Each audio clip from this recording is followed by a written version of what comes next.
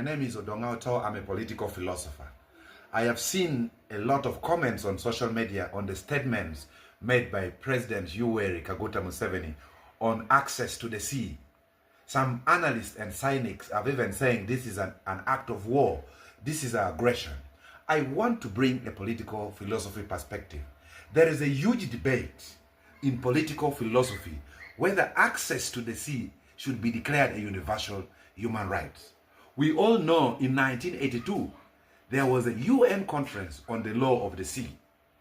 And also the first and second UN conference was handling the issue of landlocked countries. As of now, there are 44 landlocked countries. And the least developed landlocked countries are 33, Uganda inclusive. So the arguments being raised by President Museveni are in good taste.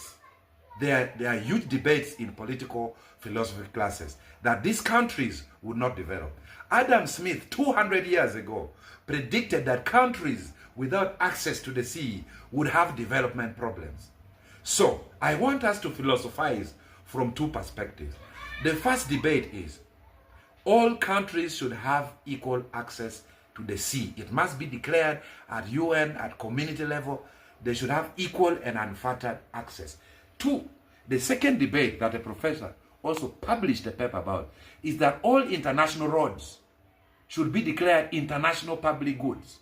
So if the road is crossing to Uganda, it should be international. It should not be the Kenyan government road. If a road is crossing through South Africa, the same. So the debate is not only about the sea. The debate is also access to the sea. Now, as political philosophers, we tend to believe that we need to have an international road network and access to the sea, which is maintained by the international community with tunnels and all other issues. For example, from Eritrea through Ethiopia into the border post, it's just 64 kilometers.